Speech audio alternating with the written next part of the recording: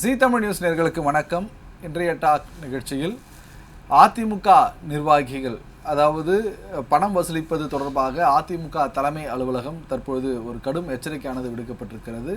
அது மட்டுமல்லாமல் விசிக நிர்வாகிகளை மாற்றுக் கட்சியில் சேர்க்க வேண்டாம் என கட்சித் தலைவர் திருமாவளவன் தெரிவித்திருப்பது மற்றும் மதிமுக எம்எல்ஏக்கள் ராஜினாமா செய்ய முதல்வர் விஜய் அவர்கள் தடை விதித்திருப்பது மற்றும் அதே போல பிஜேபி அண்ணாமலை இருவருக்கும் ஏற்பட்டிருக்கக்கூடிய தற்பொழுது அண்ணாமலையின் புதிய கட்சியில் பிஜேபியில் இருந்து பலர் இணைந்து வருகின்றனர். இது தொடர்பான பல்வேறு விஷயங்களை இன்றைய டாக் நிகழ்ச்சியில் பேச இருக்கிறோம். நம்முடன் சிவராமன் இணைந்திருக்கிறார். வணக்கம் சிவராமன். வணக்கம். இந்திய டாக் நிகழ்ச்சியில் பல்வேறு சுவாரஸ்யமான அரசியல் களத்தில் நடந்த நிகழ்வுகளை குறித்து பேச இருக்கிறோம். முதலாவது அதிமுக நம்ம எடுத்துக்கலாம். அதிமுக அதாவது நிர்வாகிகளை வலுப்படுத்தும் வகையில் அதிமுக ஒரு பக்கம் மும்முரமாக ஈடுபட்டு வந்தாலும் அதிமுக தலைமை அலுவலகத்திலிருந்து ஒரு சுற்றறிக்கை ஒன்று வெளியிட்டிருக்காங்க. என்னென்னு பார்த்தோம்னா, அதிமுக பெயரை பயன்படுத்தி பணம் வசூலிப்பவர்கள் மீது கடும் நடவடிக்கை எடுக்கப்படும் அப்படின்ட்டு அதிமுக பொதுச் செயலாளர் வலியுறுத்தியதாக தற்பொழுது தலைமை அலுவலகத்திலிருந்து ஒரு அறிவிப்பானது நிர்வாகிகளுக்கு விடுக்கப்பட்டிருக்கு. அப்போது தாவேகாவை தொடர்ந்து அதிமுகவும் இந்த சுற்றறிக்கை விடுகிறாங்கன்னு நம்ம எடுத்துக்கலாமா? இல்லை, அதிமுக பெயர் பயன்படுத்தியோ அல்லது இபிஎஸ் அவர்கள் பெயரை பயன்படுத்தியோ, அதாவது இந்த பொறுப்பை வாங்கித்தரேன், கட்சியில் இந்த நிர்வாக பொறுப்பை வாங்கித்தரேன் அப்படின்னு சொல்லிட்டு ஒரு சிலர் வந்துட்டு மாவட்டங்களில் பணம் வசூலிப்பதாக தற்பொழுது அதிமுகவின் பொதுச் செயலாளர் எடப்பாடி பழனிசாமி அவர்கள் காதுக்கு சென்றிருக்கிறது. அதனைத் தொடர்ந்து தான் தற்பொழுது இந்த அவசர அறிக்கையானது வெளியிடப்பட்டிருக்கிறது. கட்சி கண்ட்ரோல் அப்படின்னு பார்த்தோம்னா அதிமுகவை பொறுத்த வரைக்கும் பொதுச் செயலாளர் தான் கண்ட்ரோல். எம்ஜிஆராக இருக்கட்டும், ஜெயலலிதாவாக இருக்கட்டும், அதற்கு பின்பு தற்பொழுது இருக்கக்கூடிய பொதுச் செயலாளர் இபிஎஸ் அவர்களாக இருக்கட்டும், அவர் பார்த்து யாரை நியமிக்கிறாரு அப்படிங்கிறது தான் இங்கே இதாக இருக்குது. இப்போ மாவட்டங்கள் எடுத்துக்கிட்டோம்னா, அந்த மாவட்டத்தில் இருக்கக்கூடிய மாவட்ட செயலாளர் அவர் தான் வந்துட்டு கிளை செயலாளர், வட்ட செயலாளராக பரிந்துரை பண்ணுவார். ஆனாலுமே கூட அதிமுகவை பொறுத்தவரை ஜனநாயக முறைப்படி தான் நியமனங்கள் என்பது நடைபெறும். அதிமுகவின் பொதுச் செயலாளர் கூட தேர்தல் முறைப்படி தான் வந்து தேர்ந்தெடுப்பது வழக்கம். தற்பொழுது இந்த தேர்தலுக்கு பின்பு பல்வேறு விதமான குளறுபடிகளும் ஏற்பட்டிருக்கிறது. 2 பிரிவுகளாக பிரிஞ்சாங்க. தற்பொழுது ஒரு பிரிவு சேர்ந்துருச்சு. இன்னும் விஜயபாஸ்கர், சிவி சண்முகம் நிலைமை என்னன்னு தெரியாத நிலையில் தற்பொழுது ஒரு சிலர் அவரோட பெயரை பயன்படுத்தி வந்து பணம் வசூலிப்பதாக வந்து அவர் தகவல் போயிருக்கு. இதனால் கடும் எச்சரிக்கை கொடுத்துருக்கிறார். இது போன்ற செயல்களை நிறுத்தி கொள்ளணும் அப்படிங்கிறது. ஏற்கனவே அதிமுக இந்த தேர்தலுக்கு 2026க்கு பிற்பாடு பல்வேறு பிரிவுகளை சந்திச்சிருக்கு. குறிப்பாக மாவட்ட செயலாளர்கள் மாற்றப்பட்டிருக்கிறாங்க. அது மட்டும் இல்லாமல் பல்வேறு முக்கிய பொறுப்பாக இருக்கக்கூடிய எம்ஜிஆர் மன்ற மாவட்ட செயலாளர்கள் மற்றும் இளைஞர் மற்றும் இளம்பெண்கள் பாசறை உள்ளிட்ட பல்வேறு பொறுப்பில் இருந்தவங்க தாவேகாவில் இணைஞ்சிருக்காங்க. அப்படி இருக்கும்போது அதிமுகவில் அதிக அளவு இந்த பொறுப்பாளர்கள் நியமிக்கக்கூடிய பணி தற்போது மும்முரமாக நடைபெற்று வருகிறது. இது அடுத்த கட்டது யார் நியமிக்கலாம் அப்படின்ற ஒரு பேச்சுவார்த்தை ஒன்று மாவட்ட செயலாளரோடு கலந்து ஆலோசிப்பாங்க, அல்லது அங்கே இருக்கக்கூடிய நகரம் ஒன்றியம் அவர்களோட இணைந்து ஆலோசித்து தலைமை வந்து முடிவெடுக்கிறது வழக்கம். ஆனால் தற்பொழுது இந்த சூழ்நிலை மாறி இருப்பதாக கூறப்படுகிறது. இதனால் பொறுப்பு வழங்குவது விஷயத்தில் அதிமுக பொதுச் செயலாளர் நேரடியாக அதாவது களம் காணுகிறார் என்ற ஒரு தகவல் வெளியாகிறது. எப்படி பார்க்குறீங்க? இல்லை, பொறுப்பு வழங்குவது அப்படிங்கிறது பொதுச் செயலாளருடைய அதிகாரத்திற்கு உட்பட்டது. மாவட்டங்களில் மாவட்ட செயலாளர் முதல் கட்ட தலைவர்களை வந்து பார்த்தோம்னா நியமனம் செய்வது பொதுச் செயலாளரோட கையில் தான் இருக்குது. 25 பேர் மாற்றி தாவேக அரசிற்கு ஓட்டு போட்டாங்க. அவங்ககிட்ட இருந்து பறிக்கப்பட்ட பதவி. இப்போ விழுப்புரம் மாவட்டத்தை எடுத்தோம்னா சிவி சண்முகம் தான் அங்கே வந்து மாவட்ட செயலாளர் இருந்தார். தற்பொழுது அங்கே பசுபதி அப்படிங்கிறவருக்கு அந்த பொறுப்பு கொடுக்கப்பட்டிருக்கு. அதே போன்று கோவை புறநகர் தெற்கு மாவட்டத்தில் வேலுமணி இருந்தார். தற்பொழுது இப்போ அந்த பதவியை பறித்து வந்து சேமா வேலுச்சாமி வந்து கிணத்துக்கடவு தொகுதி, அந்த தொண்டாமுத்தூர் தொகுதியில் வந்துட்டு ஒரு முக்கிய முகமாக இருக்கக்கூடியவர் சேமா வேலுச்சாமி, அவருக்கு இந்த பொறுப்பு கொடுக்கப்பட்டிருக்கு. கட்சியிலிருந்து பிரிந்து போனவங்க மீண்டும் சேர்ந்தாலுமே கூட அவர்களுக்கு மீண்டும் பொறுப்பு தற்பொழுது வரை இபிஎஸ் அவர்கள் வழங்கக்கூடாது அப்படிங்கிறதுல உறுதியாக இருக்கிறாரு. கட்சிக்கு யார் விசுவாசமாக இருக்கிறாங்களோ அவங்களுக்கு மட்டும்தான் பொறுப்பு அப்படிங்கிறதுல உறுதியாக இருக்கிறாரு. இதற்கு ஒரு முக்கிய உதாரணமாக சொல்லலாம், செம்மலை ஓபிஎஸ் அவர்களோட போனார். ஆனாலுமே கூட திரும்ப வந்துட்டு இபிஎஸ் அவர்களோட வந்துட்டாலுமே கூட கடைசி வரைக்கும் செம்மலைக்கு எந்த ஒரு பொறுப்பும் அவர் தரல. அதே போன்ற நாடாளுமன்ற தேர்தல், சட்டமன்ற தேர்தலில் போட்டியிடக்கூடிய அந்த வாய்ப்பு என்பது தரல. இபிஎஸ் அவர்களை பொறுத்தவரை முதலிலிருந்து கடைசி வரை யார் வந்துட்டு அவருக்கு வந்து விசுவாசமாக இருக்காங்களோ அவங்களுக்கு மட்டும்தான் பொறுப்பு அப்படிங்கிறதுல உறுதியாக இருக்கிறாரு. அவரோட முடிவை மாற்றியோ அல்லது அவருக்கு தெரியாமையோ யாராவது எதாவது பண்ணிட்டா அவங்கள வந்து கட்சியிலேருந்து ஓரம் கட்டுவார். அதற்கான ஒரு அறிக்கையை தான் தற்பொழுது வெளியிட்டிருக்கிறாரு. ஓகே, இப்போ தொடர்ந்து விடுதலை சிறுத்தைகள் கட்சி நம்ம பார்க்கோம். விடுதலை சிறுத்தைகள் தேர்தலுக்கு முந்தி திமுகவுடன் கூட்டணி அமைத்து தேர்தலை சந்திச்சாங்க. 8 தொகுதிகள் அவர்களுக்கு ஒதுக்கப்பட்டிருந்தது. அதில் கணிசமாக அது 8 தொகுதியில் வெற்றி வாய்ப்பு எழுந்திருந்தாலும் அவர்கள் வெற்றி பெற்ற 2 தொகுதிகள் வெற்றி பெற்றிருக்காங்க. இதில் ஒரு தொகுதிக்கு வன்னி அரசு தற்பொழுது தாவேகாவுடன் கூட்டணி அமைத்ததுக்கு பிற்பாடு அமைச்சரவையிலும் இடம்பெற்றிருக்கிறார். இப்படி இருக்கக்கூடிய சூழ்நிலையில் பல அதாவது விசிகாலிருந்து தாவேகாவை நோக்கி நகருகிறார்கள் பலர் என்ற ஒரு தகவல் வெளியாச்சு. அதே போல் திமுகவினரும் விசிகா மீது குறிவைத்திருக்கிறாங்க. ஏன்னா தேர்தல் காலங்களில் நெருங்கி பயணிச்சவங்க, தேர்தல் நேரங்களில் விடுதலை சிறுத்தைகளிலிருந்து திமுகவுக்கு ஆதரவாக செயல்பட்டாங்க. ஏன்னா அந்த ஆதரவு மனப்பான்மையுடன் பலர் செயல்பட்டிருப்பாங்க. அந்த நிர்வாகிகளை திமுக தற்பொழுது தன்வசப்படுத்த திமுகவில் பொறுப்பு தர அப்படின்ட்டு அழைக்கிறதா ஒரு செய்திகள் உலா வருது. இதுக்கு திருமாவளவனும் ஒரு வேண்டுகோளை விடுத்திருக்கிறார். தாவேகா திமுக 2 கட்சிகளும் விசிகாவிலிருந்து வரக்கூடியவர்களை ஏற்கக்கூடாது என்ற ஒரு தகவல் வெளியாயிருக்கு. இது முழுமையான தகவல் தான் என்ன? விடுதலை சிறுத்தைகள் கட்சியினுடைய அந்த கோர் ஓட் பேங்க் அப்படிங்கிறது தலித் ஓட்டுகள் தான். தலித் ஓட்டுகளை தற்பொழுது தாவேகா அறுவடை செஞ்சிருச்சு. இதனால் விசிகாவினுடைய முக்கிய முகங்களாக இருக்கக்கூடிய ஒரு சில மாவட்ட தலைவர்கள் பார்த்தோம்னா தாவேகா பக்கம் தாவுவதற்கு தயாராகி இருந்தாங்க. அந்த முடிவை பார்த்தோம்னா ஆதவ அர்ஜுனாவை வச்சு தற்பொழுது தடுத்து நிறுத்திருக்கிறாரு. இசை அமுதன் பார்த்தோமேனா விடுதலை சிறுத்தைகள் கட்சியினுடைய சொந்த உறவினர். அவர் அவருக்கு மாநில பொறுப்பு கொடுக்கப்பட்டிருக்கு. இருந்தாலுமே கூட அவர் தாவேகா பக்கம் தாவிரலாம் அப்படின்னு பார்த்தாரு. அதை தற்பொழுது திருமாவர்கள் தடுத்து நிறுத்தியிருக்கிறார். அதே போன்று பனையூர் பாபு அவர்களும் விசிகாவில் பொறுப்பு வழங்கப்படவில்லை, மீண்டும் எம்எல்ஏ வாய்ப்பு வரப்படவில்லை அப்படிங்கிறனால ஒரு அதிருப்தியில் இருந்தார். தற்பொழுது அவர் திமுக பக்கம் சாஞ்சிருப்பதும் குறிப்பிடத்தக்கது. இந்த சூழலில் அடுத்தடுத்து தலைவர்கள் மாறக்கூடிய ஒரு சூழல் தான் இருக்கிறது. அதே போன்று மற்ற தலைவர்களும் மாறக்கூடிய ஒரு வாய்ப்பு என்பது இருக்கிறது திமுக பக்கம் போவதற்கு. ஆளூர் ஷானவாஸாக இருக்கட்டும் அல்லது ஒரு சில விசிகா தலைவர்கள் அவர்களை போகவே கூடாது அப்படின்னு அவர் சொல்லி பார்த்துட்டாரு. இருந்தாலுமே கூட அவர்கள் போவதற்கு தயாராக இருக்கிறாங்க. இதனால் திமுகவுடைய 2ஆம் கட்ட தலைவர்கிட்ட பேசியிருக்கிறாரு.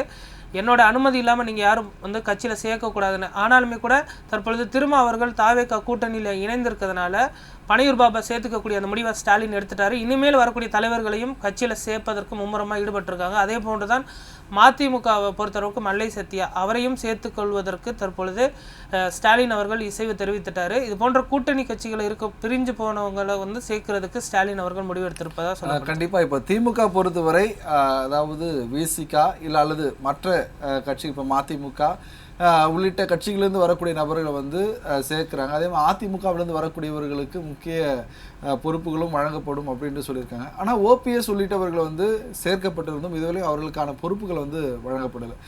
திமுக பொறுத்தவரை ஓபிஎஸ், மனோஜ் பாண்டியன் ஆனால் எம்எல்ஏ சீட்டு கொடுத்தாங்க, வெற்றியும் பெற்றாங்க. பட் கட்சியில் அதிகாரமிக்க பொறுப்புகள் ஏதாவது வழங்கப்படும் என பேசப்பட்ட நிலையில் ஆனால் இதுவரை அவர்களுக்கு பொறுப்புகளும் எதுவும் வழங்கப்படாது இருக்கு. அவர்களுக்கு எப்பொழுது பொறுப்புகள் வழங்கப்படும்? திமுகவை பொறுத்தளவில் தற்பொழுது தோல்விக்கான அந்த காரணம் குறித்து ஆலோசிச்சுட்டு இருக்காங்க. அதற்கான முழு காரணம் கிடைச்சதற்கு பிறகு தான் மாற்று கட்சியிலிருந்து வந்தவங்களுக்கு பொறுப்புகள் கொடுக்கலாமா அல்லது இதே பொறுப்பில் நீடிக்க வைக்கலாமா. இப்போ ஒரத்தநாட்டில் வைத்தியலிங்கம், அதே போன்று ஆலங்குளத்தில் மனோஜ் பாண்டியன், போடியில் பார்த்தோம்னா முன்னாள் முதலமைச்சர் ஓபிஎஸ் உள்ளிட்டவர்கள் வந்திருக்காங்க, வெற்றியும் பெற்றுட்டாங்க. நீங்கள் சொன்னது போகிற 3 பேரும் தற்பொழுது எம்எல்ஏக்கள் தான். ஆனால் அவர்களுக்கு அந்த பொறுப்பு என்பது வழங்கப்படவில்லை. இன்னும் ஒரு சிலர் விசிகா மதிமுகவிலிருந்தெல்லாம் வர இருக்கிறாங்க. அவங்களாம் வந்ததுக்கு பிறகு யார் யாருக்கு என்னென்ன பொறுப்புகளை மாற்றி அமைப்பது குறித்தும் தற்பொழுது ஸ்டாலின் அவர்கள் ஆலோசிச்சுட்டு வராரு. விரைவில் பொறுப்புகள் மாற்றி அமைக்கப்படும்.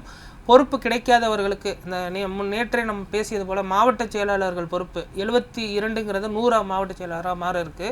அப்பொழுது ஓபிஎஸ், மனோஜ் பாண்டியனுக்கெல்லாம் அந்த வாய்ப்பு கிடைக்கும் அப்படின்னு நம்ம எதிர்பார்க்கலாம். கண்டிப்பாக. இது தொடர்ந்து மதிமுக எம்எல்ஏக்கள் தமிழ்நாடு முதலமைச்சர் ஜோசப் விஜய் அவர்கள் பொறுப்பேற்ற பிற்பாடு வைகோ அவர்களை நேரில் சென்று சந்திச்சிருந்தார், வாழ்த்தும் பெற்றிருந்தார். இதனிலையில் வைகோவுடைய எம்எல்ஏக்கள் ராஜினாமா செய்ய போகிறதா ஒரு தகவல் வெளியாக இருந்தது.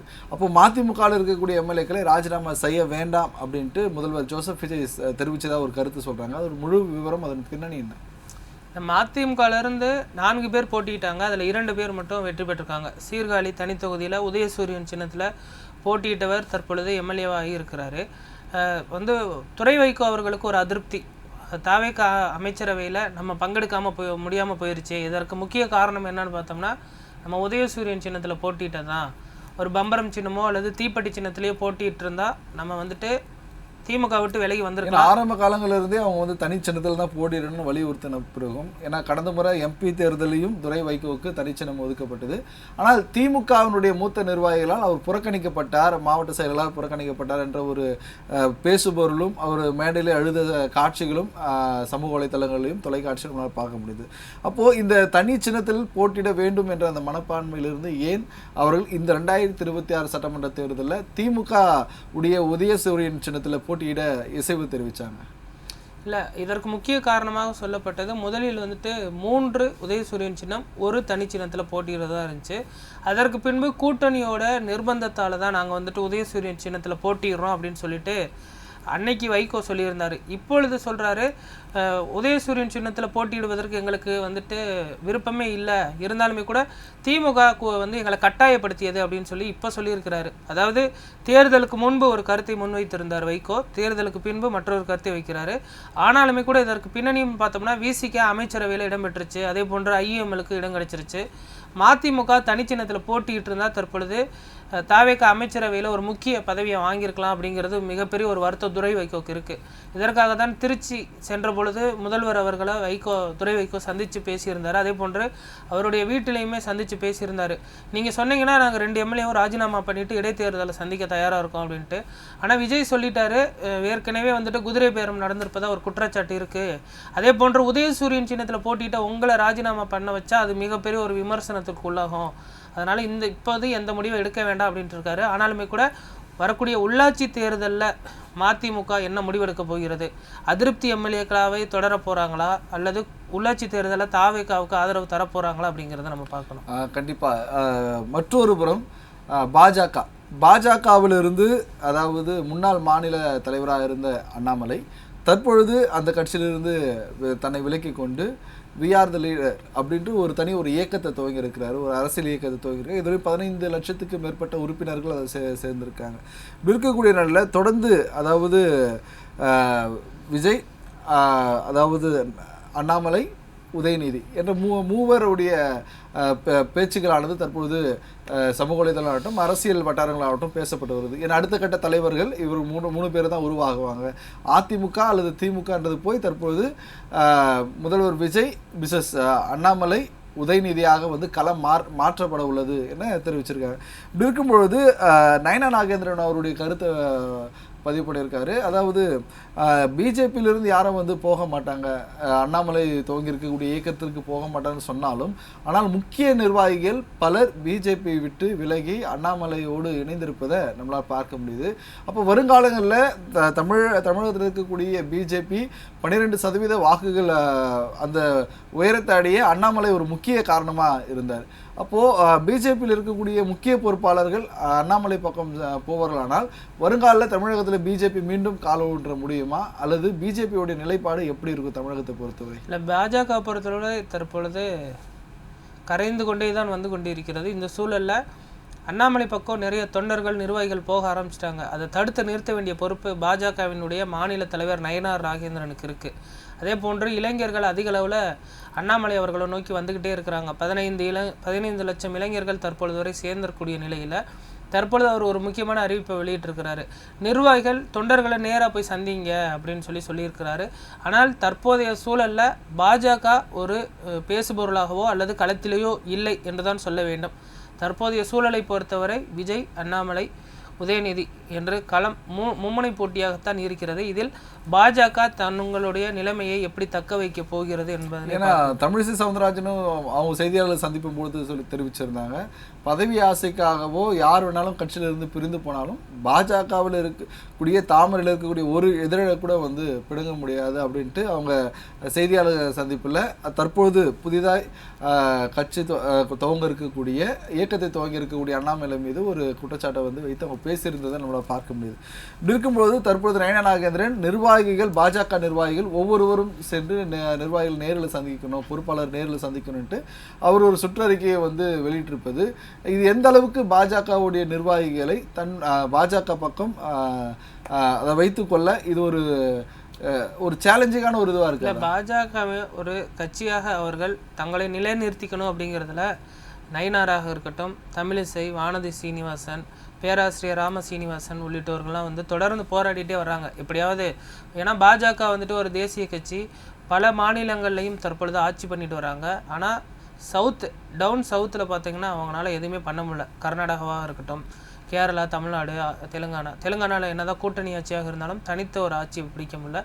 தமிழ்நாட்டில் ரொம்பவுமே வந்துட்டு ஒரு கட்சி பின்தங்கிய நிலையில் தான் இருக்கிறது. இந்த நிலையில் அவங்க கட்சியை மீட்டெடுக்க வேண்டிய ஒரு கட்டாயத்தில் இருக்கிறாங்க. அதற்கான ஒரு சமிக்கையாக தான் அவங்க இந்த பேச்சை நம்ம எடுத்துக்கணுமே தவிர, ஆனாலுமே கூட தற்போதைய சூழலில் இளைஞர்களின் வாக்கு பாஜகவின் பக்கம் சுத்தமாக இல்லை. ஒரு சில தேசியவாதிகள் வாக்கு மற்றும் இந்துத்துவ ஆதரவாளர்களின் வாக்கு மட்டுமே பாஜகவை நோக்கி இருக்கிறது. அண்ணாமலை அவர்கள் பாஜகவினுடைய வாக்கு சதவீதத்தை மொத்தமாக துடைத்து கொண்டு வெளியே வந்து விட்டார் என்று தான் சொல்ல வேண்டும். கண்டிப்பாக அரசியல் களத்தில் நடந்த பல்வேறு சுவாரஸ்யமான நிகழ்வுகளை வழங்கினமைக்காய் நன்றி. நன்றி. மற்றொரு நிகழ்ச்சியில் உங்களை சந்திக்கும் வரை உங்களிடமிருந்து விடைபெறுவது நான் சாமுவேல் எபினேசர். நன்றி, வணக்கம்.